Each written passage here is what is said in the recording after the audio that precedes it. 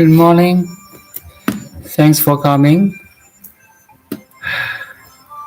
Subliminal and other invisible Dharma friend.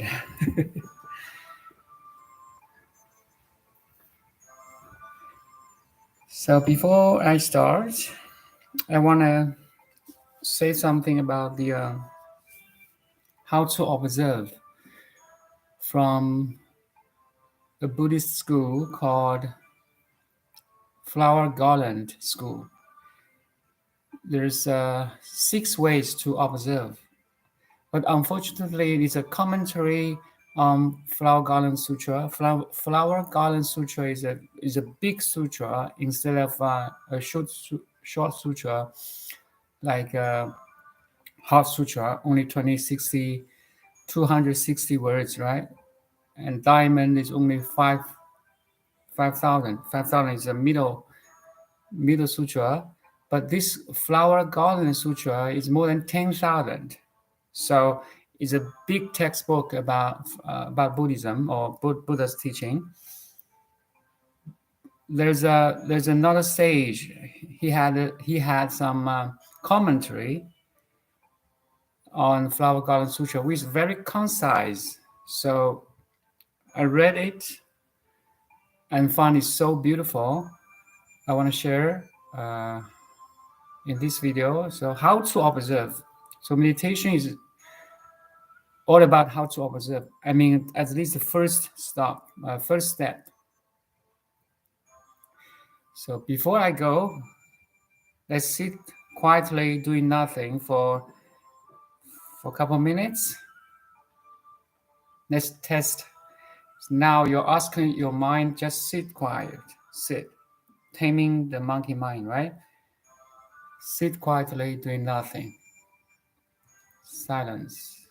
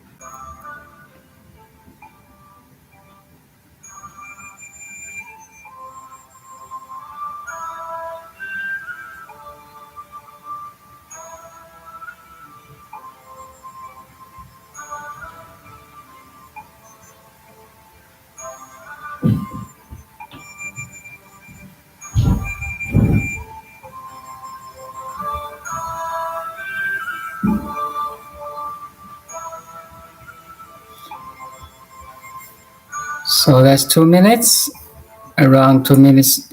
I will try to search some English information for you about this flower garland lily.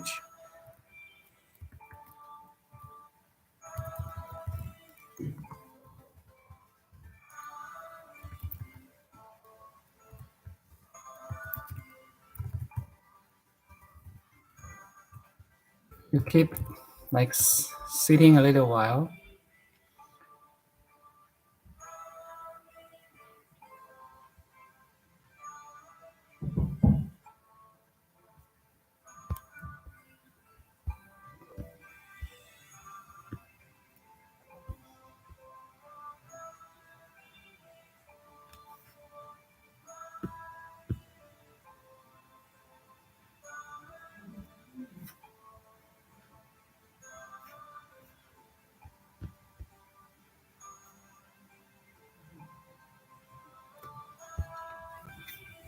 Okay, here is the information.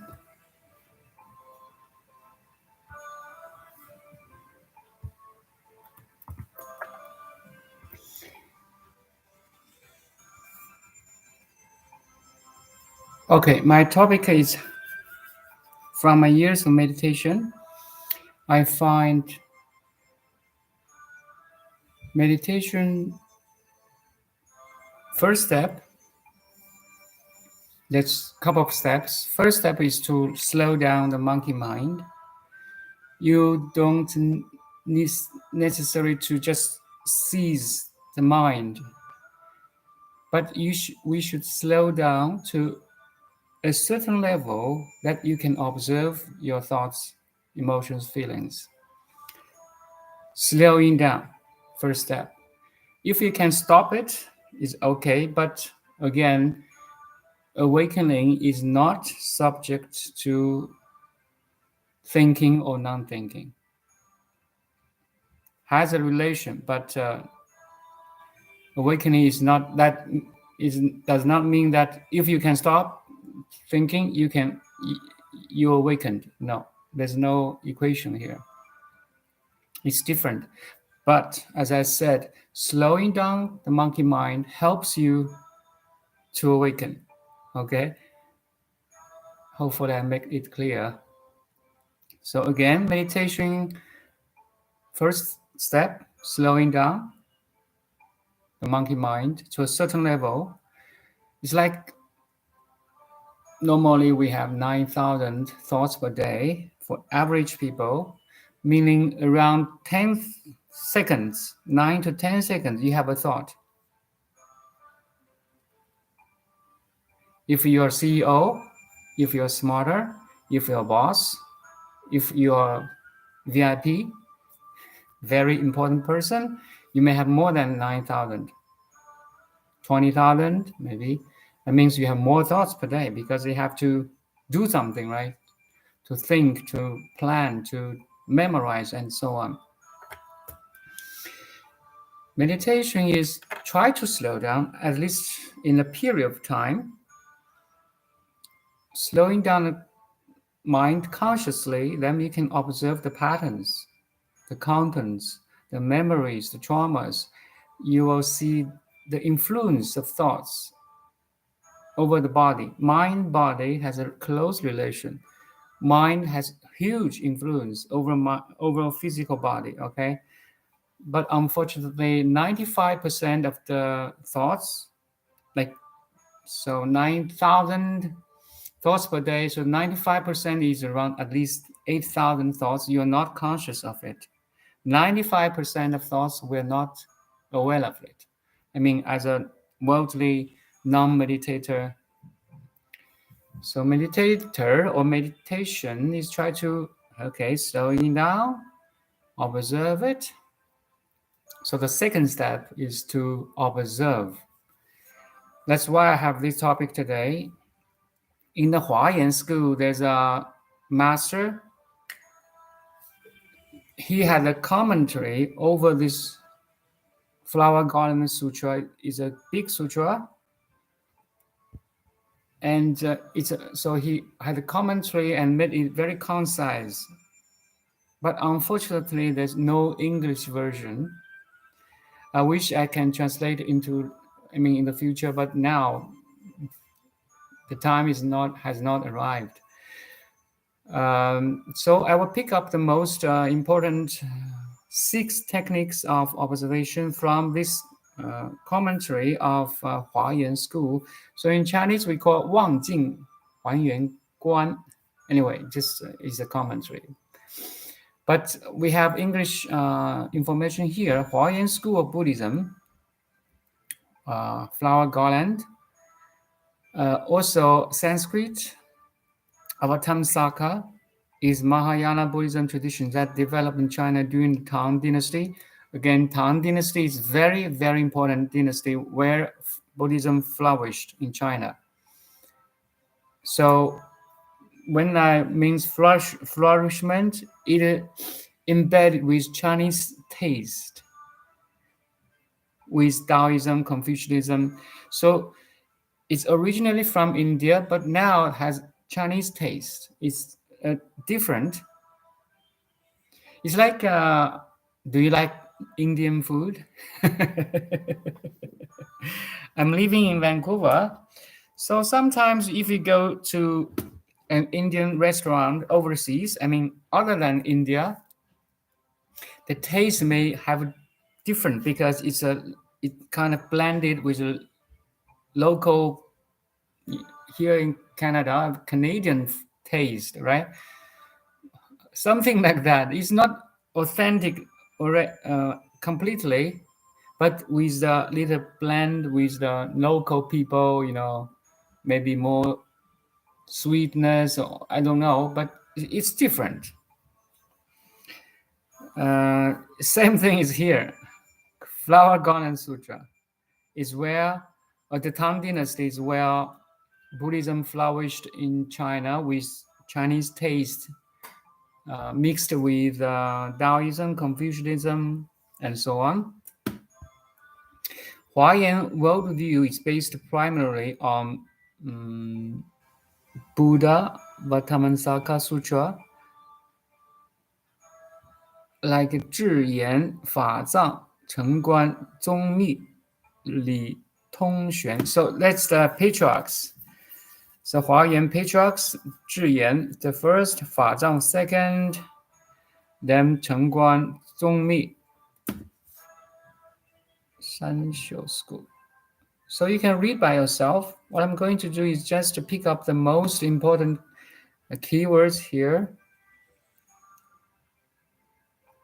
You see in the 4th paragraph, Huayan tradition considered the Flower Garland Sutra to be the ultimate teaching of Buddha.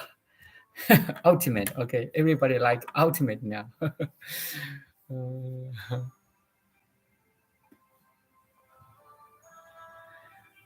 So it also draws other resources like the Mahayana awakening of faith is another big comments, and the Madhyamaka Yogacara philosophies. And please remember, Madhyamaka and Yogacara are 2 schools of philosophy, Buddhism. Madhyamaka basically means middle way.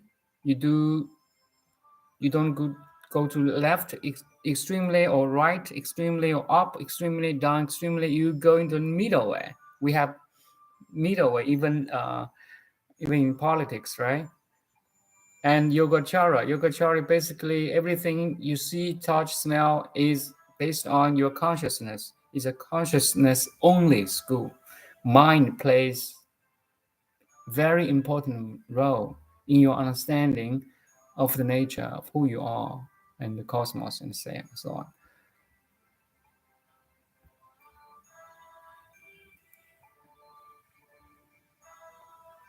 So Huayan teachings, especially its doctrine of universal interpretation, nature origination, which sees all phenomena, what you can see now, my image, my voice, your room, your computer, all the phenomena, your family, education, job, and so on, as arising from a single ontological source, and the omnipresence of Buddhahood, the Buddha Dharma, Dhammakaya. So we have so many different terms. But anyway, if I put modern physics, modern scientific word, it's called zero energy or quantum vacuum or quantum refluctuation. Give you like an idea, a similarity between the old terms and more terms.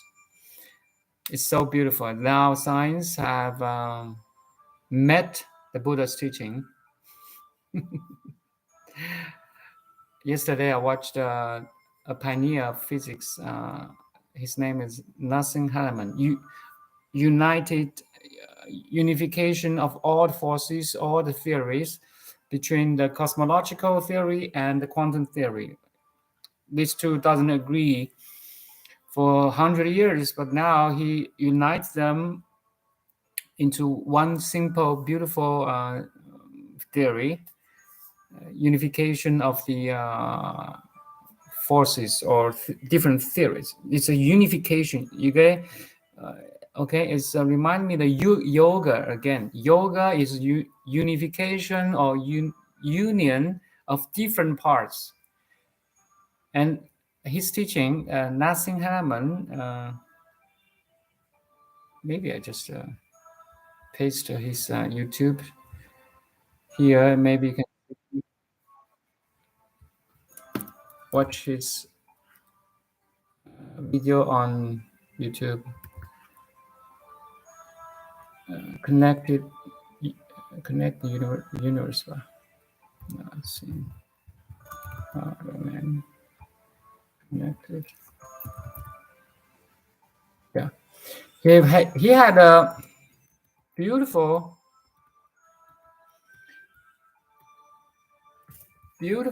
video years ago, 8 years ago, okay?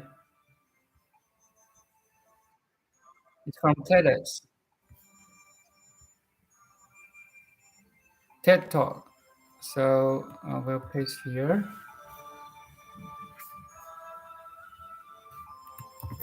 Nassim Haramein. That's the physicist I'm following now.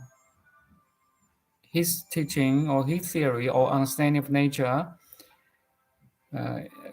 matches the Buddha's teaching very much, and it's a scientific terms. I like it because we are all taught in this way in school, in university, right? The electronic magnetic force, the gravity, the nucleus, the atoms, molecules. This guy is very good, and just maybe I can talk about it later, but not now. I need more information to talk about him. But now we are talking this how to observe in meditation. Basically from this Huayan school or Flower Garland school. Let's keep on reading. So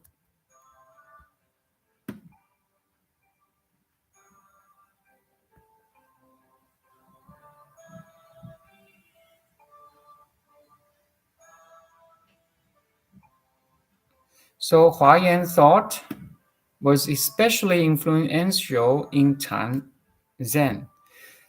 So in old times, if you were a master, you may learn about Chan, learn about Pure Land, learn a little bit from Flower Garland School. So a master can learn different lineage too. But eventually, he will focus on one to teach. And remember, even Buddha's teaching have so many lineages, schools, or different branches, but they're all pointing to the ultimate truth. The ultimate truth, there's only one truth, okay? And there's under this new one truth, there's sub-truth or secondary to the primary one. So if you have understanding the ultimate truth, it's much easier for you to understand relative truth. even when I'm talking about truth, includes the Einstein's relativity, general relativity or special relativity, like quantum theories. These are all relative truth. Now I can say it. It's my from understanding, but it's so hard to explain. Yesterday I talked about this totality, right? Once you have this totality, it's much easier for you to understand different subjects, different relative teachings. It's like, again, I give an analogy. If you have a Google map in your mind, that's a total map, right? So if you have Google Maps in your mind, wherever you go, Tokyo, Copenhagen, New York, or Paris, you have where you are. I mean, no matter it's on the streets of Tokyo or like how to say that Eiffel Tower in Paris or Fifth Avenue of New York, you know you are, because now you have a Google Map. Something like this.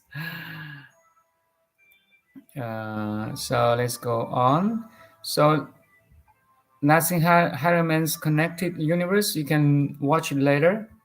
I may talk about it or Nassim Haramein only, because I appreciate him so much. I read some articles, it's scientific articles for laymen, so you can kind of to see it too, or to read it too. Now let's back to this Huayan school. Let's say if there's anything here. So I'm still reading this Wikipedia link about Huayan.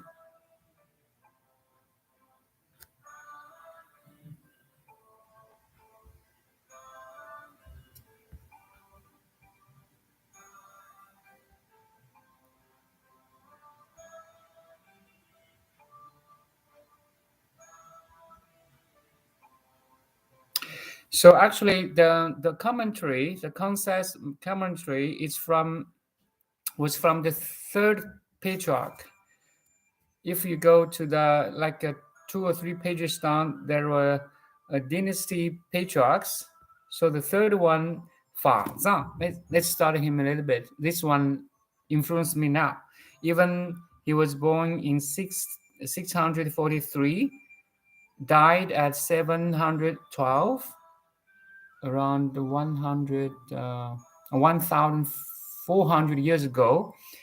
His teaching influenced me now. So I appreciate him. I feel grateful. Let's study Fazang. So I will paste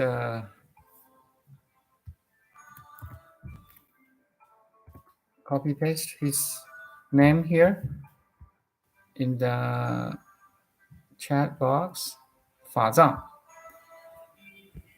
Fazang was a Chinese Buddhist scholar, translator, and religious leader of the Tang Dynasty, third Patriarch, Huayan School, East Asia Buddhism. A key figure. It's a key figure at the Chinese imperial court. Influential Chinese Buddhist philosopher. Some scholars see him as the main figure in, or even de facto founder of the Huayan School. I think so. Although he was only the third Patriarch, not the first, actually, he developed and founded Huayan School from a very maybe small influence to great influence. That's why he was so important. Fazang's ancestor from Central Asia, Sodia, Silk Road trade. So let's keep reading.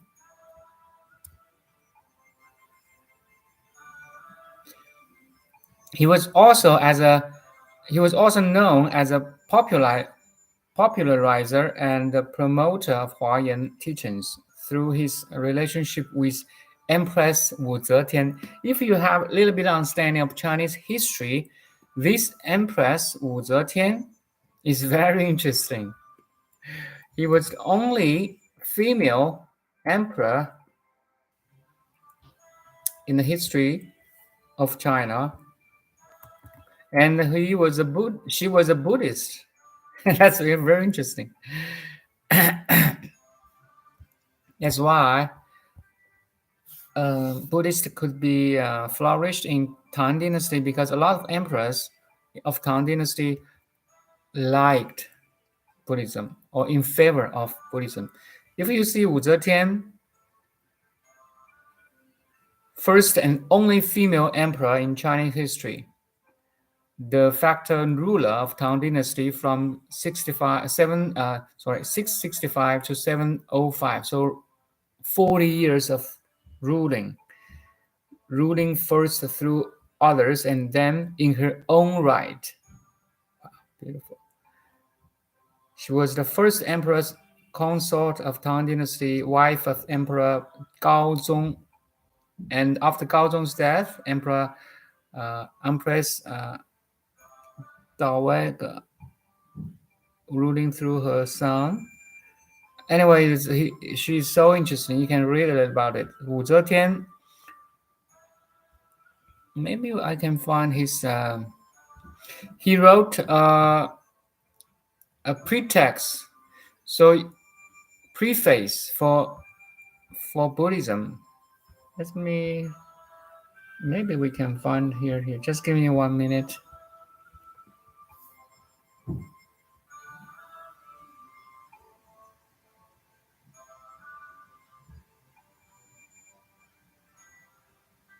If talking about history is complicated, especially a important figure, historical figure, Wu Zetian, it's really a lot of movies, films were made based on history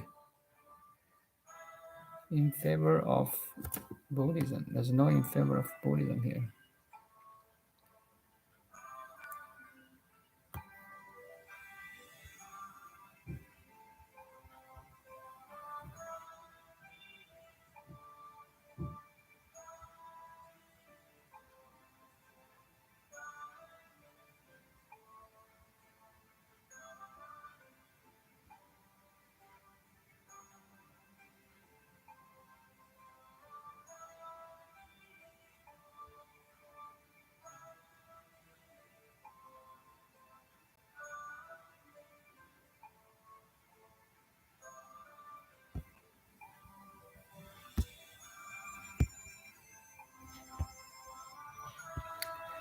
Now, if you look at the religion, the Great Cloud Sutra, Wu Zetian used her political powers to harness from Buddhist practices.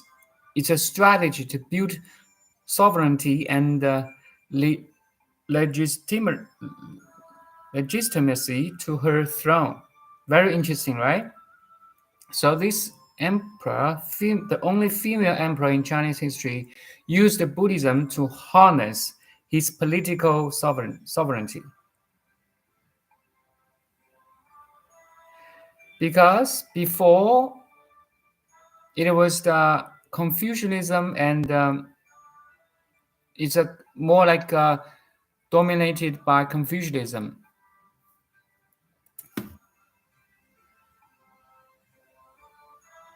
So he used the Buddhism to proclaim he or she was the reincarnation of the Devi of pure radiance, Jingguang Tianyu. So she declared that she was incarnation of a deity. Anyway, interesting, right? Use Buddhism to harness his her control. That's why Wu Zetian helped Buddhism flourish.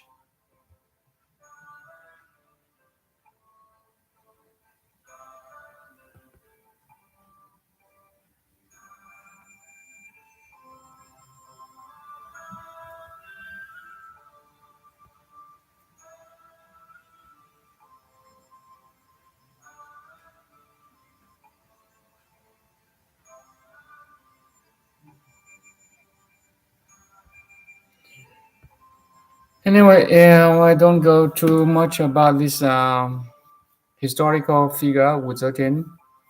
Let's back to the Fazang. Fazang, the author of the commentary on Flower Garland Sutra or Huayan Sutra.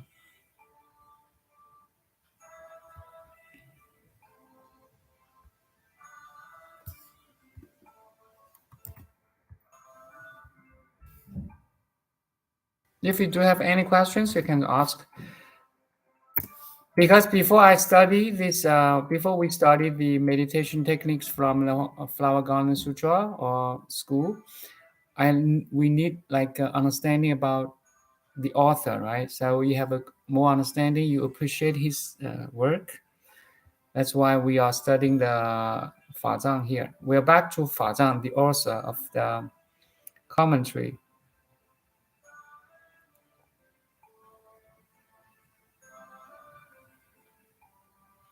You see, Fazang know Sanskrit, the knowledge of Sanskrit.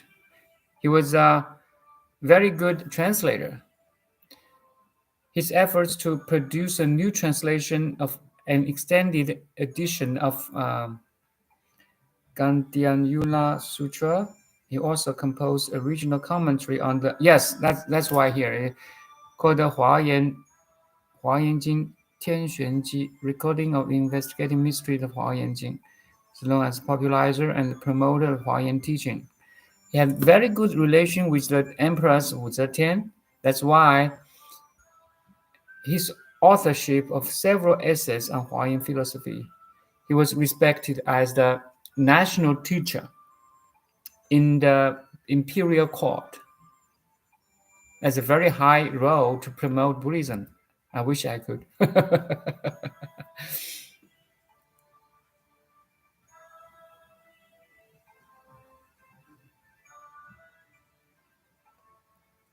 He has a nickname of Xianshou.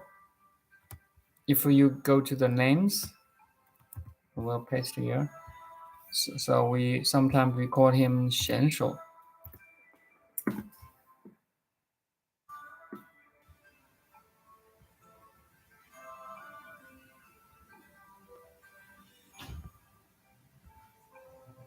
Anyway, it takes a lot of time if you can read this.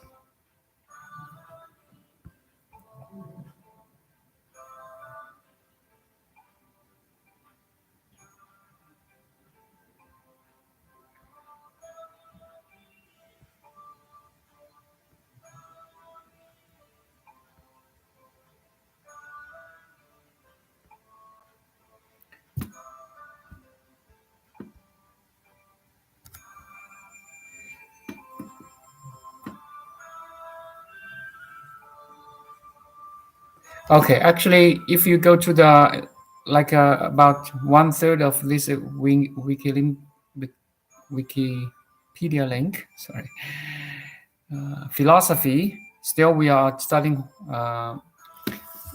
Xianshou or Fazang, the author. Philosophy. Fazang's thought focuses on a unique interpretation of the classic Buddhist principle of Pratyasambuddha, independent arising. Okay, so dependent arising is a teaching from Buddha. Basically means that everything is connected.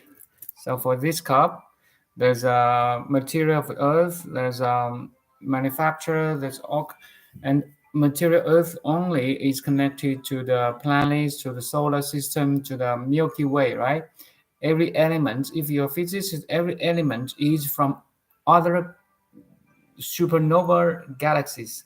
The death of another supernova and then expand and absorb it, form to destruction of the galaxies and the formation of new galaxies, something like this.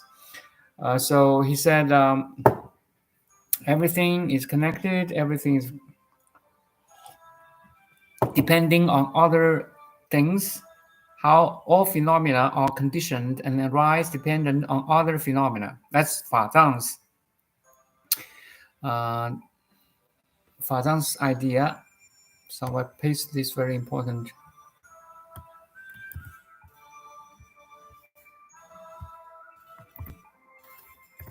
It's too much.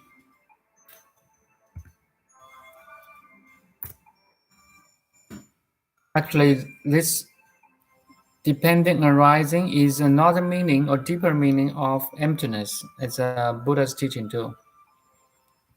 Everything is depending on every other thing.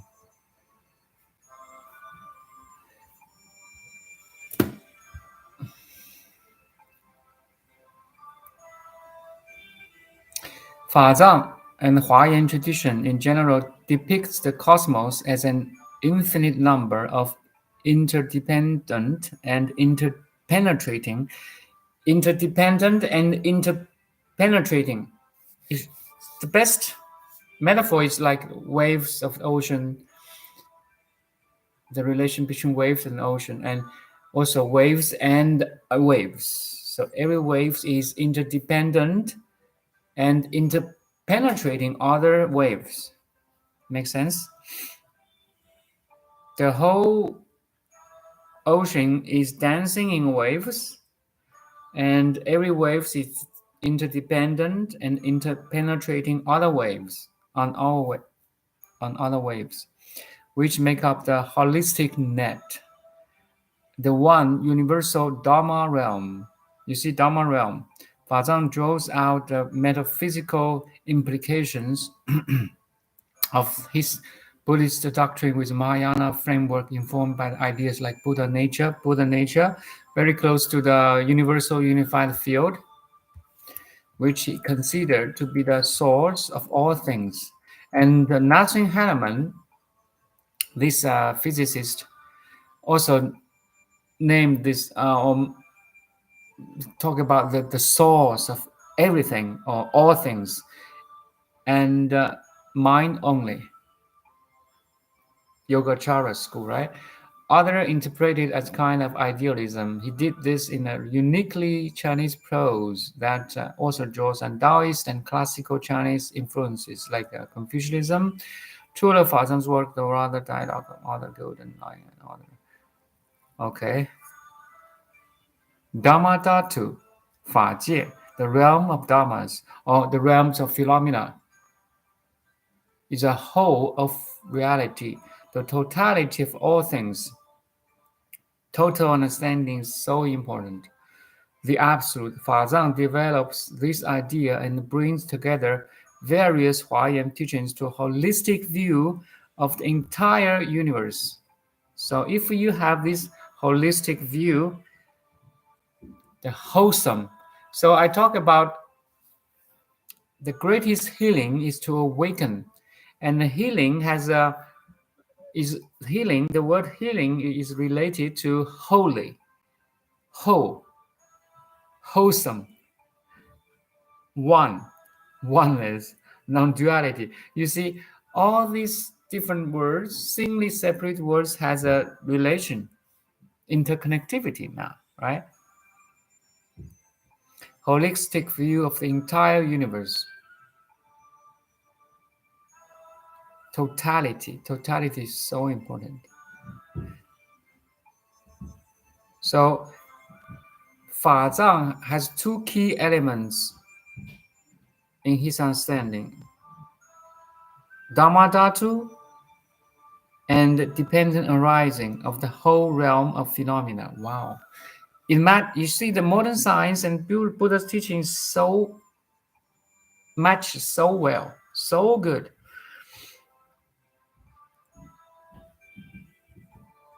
Which for Fazang refers to interrelatedness, or interdepending, or interpenetrating, and interfusion. So we use different words, right? Interrelatedness, interfusion, interdependent, interpenetrating of all phenomena, and the nature origination, 性起. Wow, 性起, 缘起, which refers to the how phenomena arise out of an absolute nature, which is Buddha nature or one mind, There's only one mind, one pure mind, or one cosmic intelligence. Everyone's mind, Beethoven's mind, Einstein's mind, Hitler's mind, all arise from this one mind. Because it's absolute, right? Absolute means omnipresent, omnipotent. It's kind of like God now.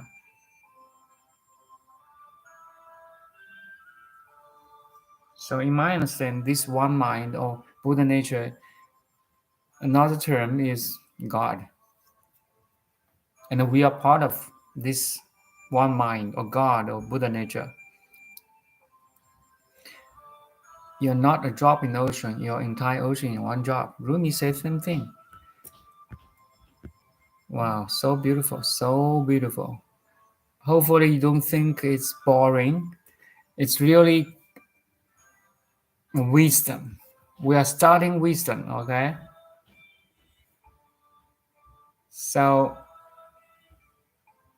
for the later commas, I mean, if you, we are talking about this Fazang. So you can click the Wikipedia link, and hopefully we are on the same page. Interpenetration and perfect interfusion. A key element of Fazang's understanding of totality of things is a unique view of the Buddhist theory of dependent arising,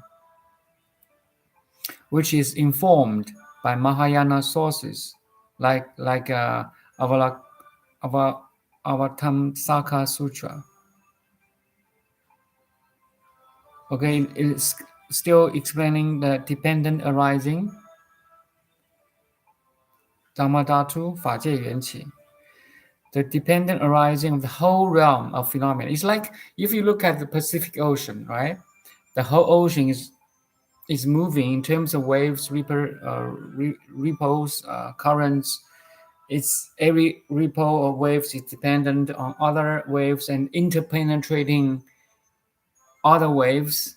Make sense? Something like this. So you know the whole cosmos. I mean, I'm not talking about only the planet Earth, the solar system, not only the Milky Way, not only the local groups, galaxies like Andromeda. No, it's the whole cosmos, all the super clusters and galaxies. The whole universe is dependent, rising, and interpenetrating. That's how you can understand dark matter, dark energy, right?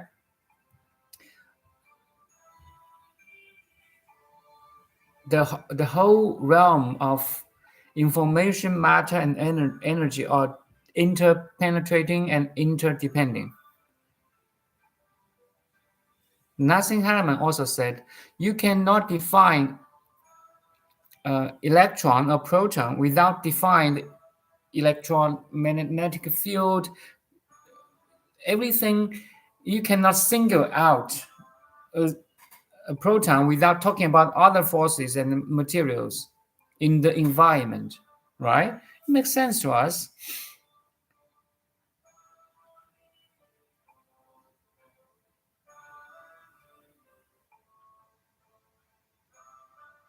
So according to Wei Daoru, this theory holds that countless dharmas, or all the phenomena, or galaxies, planets, moons, nature, and so on, people, even buildings, cars, computers, cell phones, are presentations of wisdom, Buddha, without exception, no exception, all inclusive, pure mind of original nature, one mind.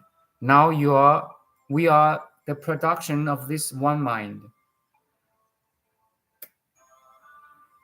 You are the one drop. You're not one drop in the ocean. You are the entire ocean in one drop. One mind or Dhammadhatu, they exist in a state of mutual dependence, interfusion, and the balance. Wow, balance. That's a good word. You know, my background is traditional Chinese medicine. So we are always talk about this balance, harmony between you. I mean, the different internal organs, your heart, your lung, your liver, your stomach, your gallbladder, and so on. Harmony, a balance of the internal organs, then you're healthy. Also, your muscles, your nerves, brains,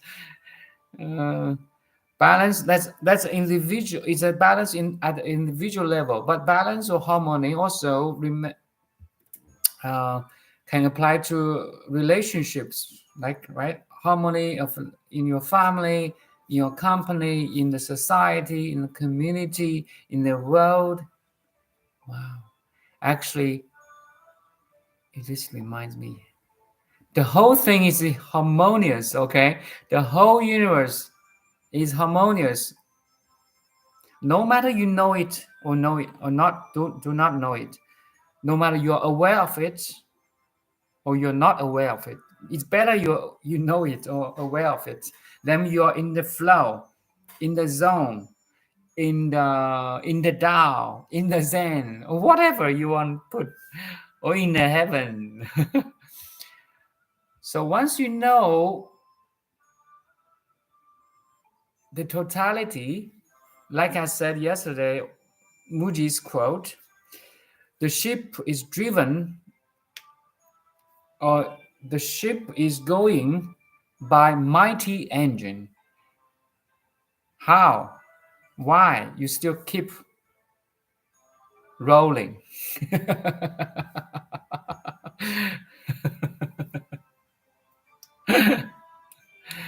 Thank you, Kristen. Yeah. I repeat, Muji, Sri Muji, my favorite spiritual teacher alive now. He said, the ship is going by a mighty engine. Why you keep rolling? Stupid. Okay, that's the totality. Once you understand you're in a total flow, every effort you're doing will synchronize with environments, with your family, with your study, with your school, with your company, and so on. And individually, at individual level, every cells, every organs, tissues is vibrating in the harmonic frequencies. That's where healing starts. Wow, I feel so good. Now I'm talking about this. Do you agree, Kirsten? Harmony, balance is the most important. It's a production. It's the outcome once you realize you're one with everything. Okay, we're still at the interpretation and perfect interfusion. It's the number one wisdom of Buddha's teaching. Okay, so that's why I'm talking about this.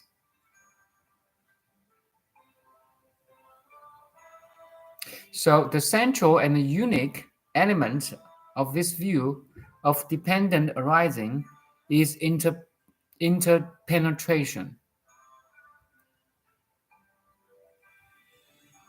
相融. Okay, so it's like if you put sugar in the milk, or if you put milk into the coffee, then the milk and coffee will interpenetrate it, right? I drink coffee, I put some milk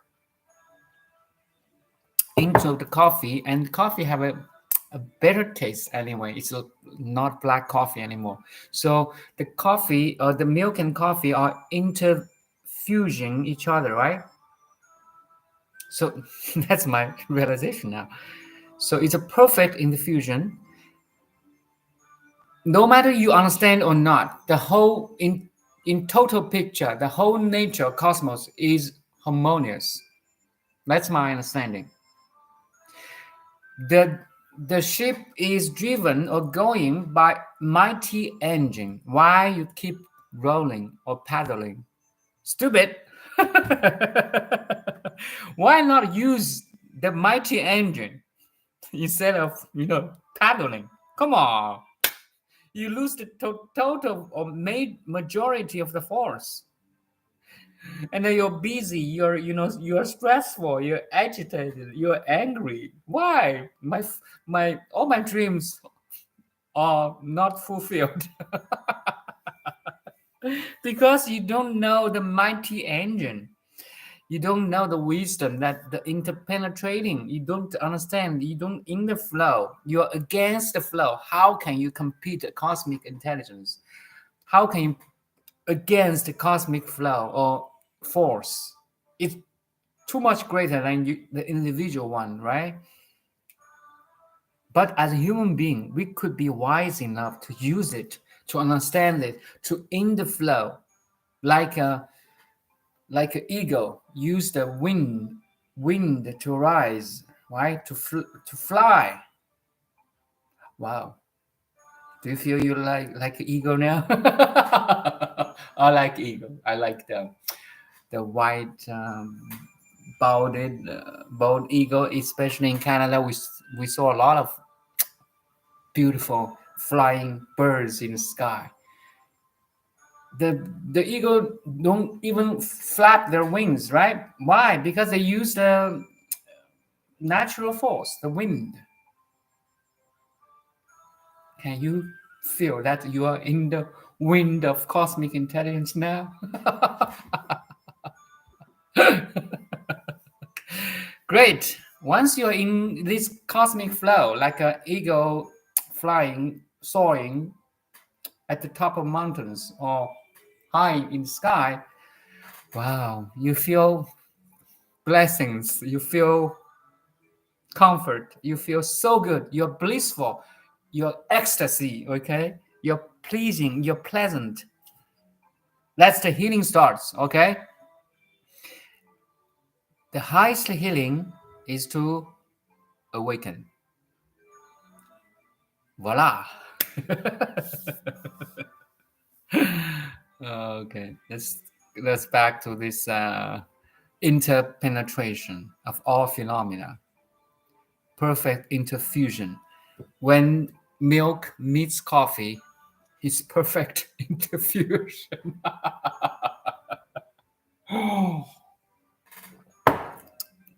When milk meets coffee. That's my quote.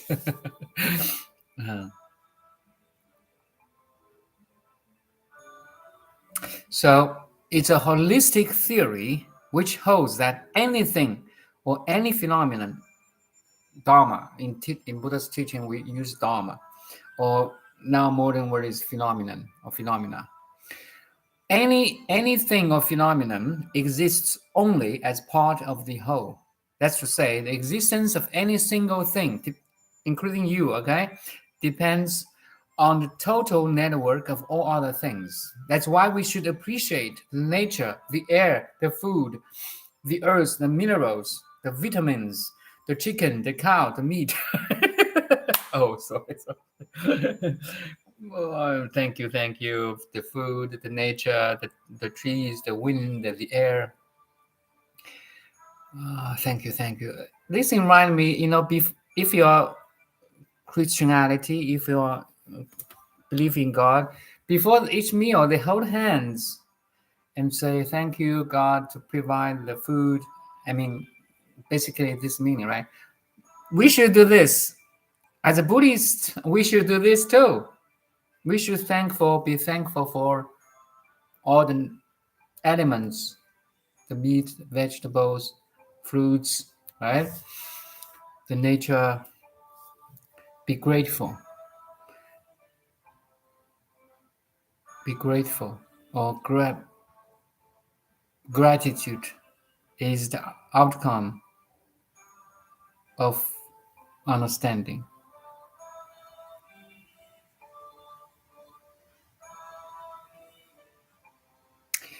The existence of any single thing depends on the total network of all other things, which are all equally fused with each other, interdependent with each other, and mutually determined. Something like the Daoist practice, the yin-yang symbol.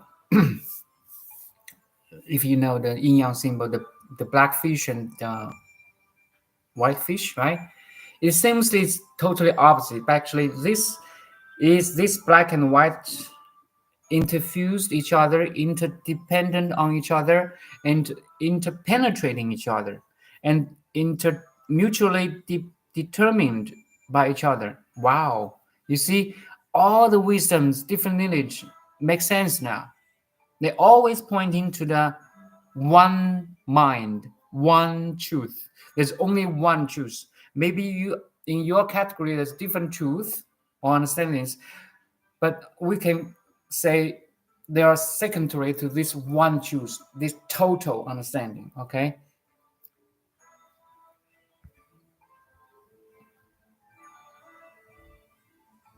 So, because the identity of any one thing is dependent on the identities of other things, so we say one is all is one, holistic. Wow, so beautiful, so beautiful.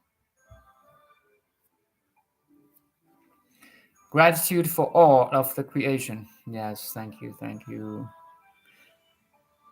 That's something I have and continue to do. Gratitude and for all food, water, and all elements of creation.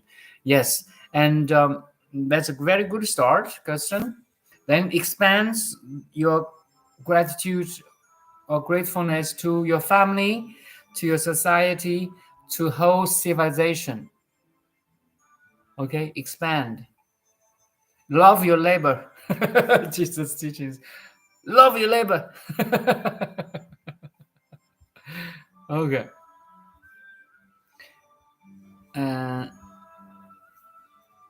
One in many and many in one. That's it. One in many, many in one. No, one in all in one. That's Flower Garland Sutras philosophy in one word or in nutshell. One in many, many in one. Or one in all, or all in one. So I will paste it here again.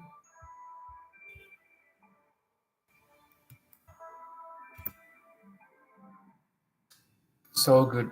Now you theoretically or literally understanding everything is connected. You are connected to your family. You're connected to your society, community. I mean, your colleagues, your family members, your friends, your pets, even. So when theoretically we are all connected, that's why we should love each other. We should care each other. We should help each other, right?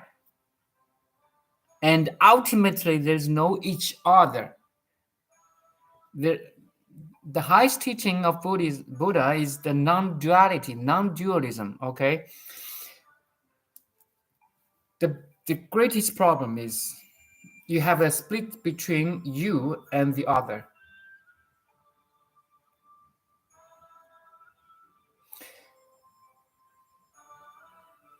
The awakened one means that the disappearance of this gap, okay, or split.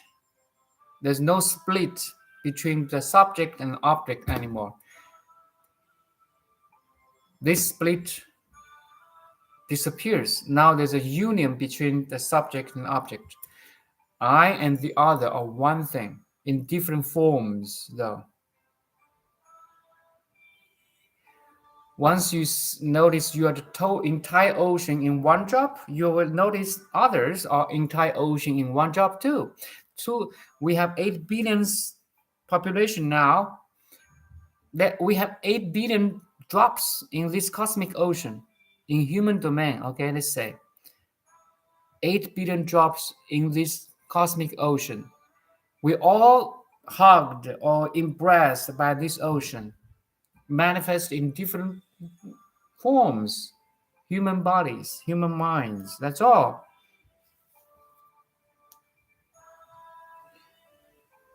So that's where compassion and unconditional love arise. You not only understand in this way, or you also experience it this way. That's a wisdom in action. That's a meditation in action. That's why in the Buddha has two assistants or CEOs, Manjushri and Samtabhadra. Manjushri is wisdom. Samtabhadra is compassion. They all make a complete circle, means wisdom in action. Wisdom and compassion should be combined. Make sense? As two halves of circles make a complete circle. So wisdom without compassion or without stillness is a dry wisdom. You don't have that stability. A compassion without wisdom is not stable, is not founded. I mean, there's no foundation for this compassion to arise. Now you have wisdom, you have total understanding. That's why you can love your enemy, you can love your neighbor, you can love your family, you can love because you just love, not because you realize you are the love. You are the love, okay? That's why you love people. You are the love. Your essence is to love, to serve, to care. Like Mother Teresa, that's all. All her life is devoted to love, to care, to serve.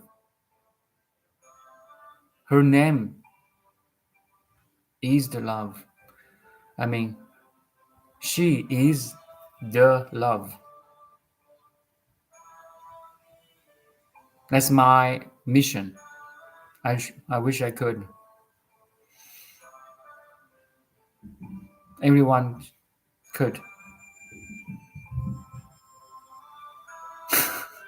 We are here to care, to serve, to love. Make sense? Anyway, you see? Wow. Thank you, Buddha's teaching. Thank you, everyone.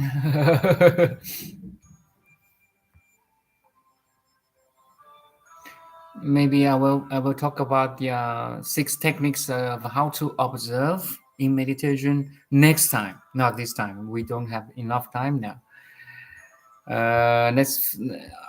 This philosophy or this wisdom from Huayan school is phenomenal. It's extraordinary. It's wonderful. One in many, many in one. Can you feel your totality now? While you're total, you're healing yourself. While you're total, you're holy, you're whole, you're wholesome. You see? Wow, so beautiful.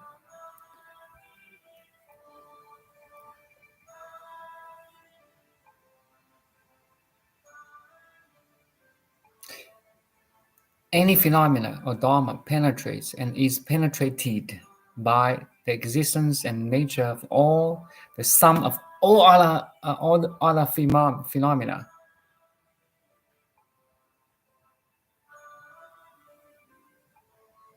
So the fact that all possible particular events overlap and coexist simultaneously and at all time without conflict or obstruction. Actually, the absolute truth never obstructed itself. Make sense? It's only when we cannot understand it, we make conflicts from this limited understanding. But originally, this cosmic intelligence has no conflict itself. It's it's harmonious, it's balanced, it's interpenetrating. It's like just the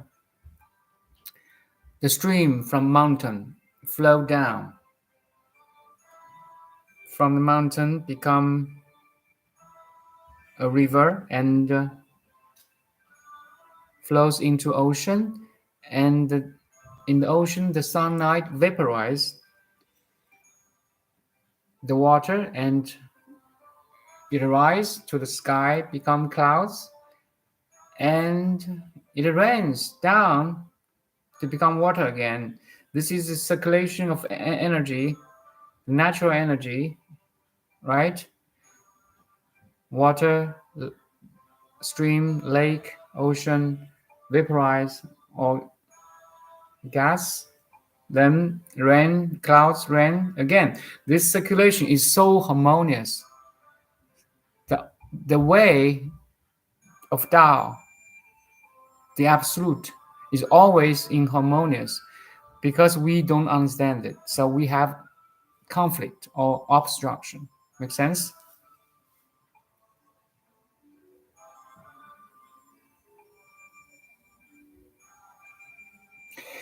I think I will end it here because it took so much long time, and I'm so glad I dig into this Huayan school and find so many beautiful wisdoms, and it's just confirmed in my mind again and again that Buddha's teaching is so true.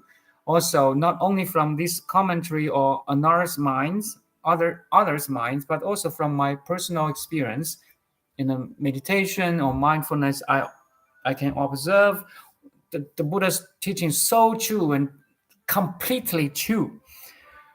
Oh, I prostrate the Buddha's teaching. But now I will end here. Tomorrow, let's begin. Let's continue. The 6 techniques of mindfulness or observation in meditation or in everyday life. But this philosophy or abstract understanding as a precursor is good to us to understand, theoretically, but also we can apply these theories into everyday life, into a meditation, right? So theory and practice, or principle and practice, should be combined together always. You have good understanding, then you have better practice. You have better practice, you have better understanding. This is a good circle. Anyway, my son will play soccer soon. See you tomorrow, 8 a.m. Vancouver time.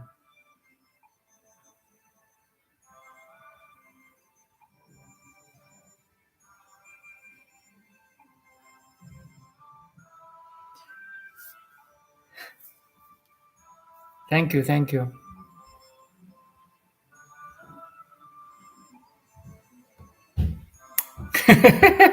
Flying kiss to you guys.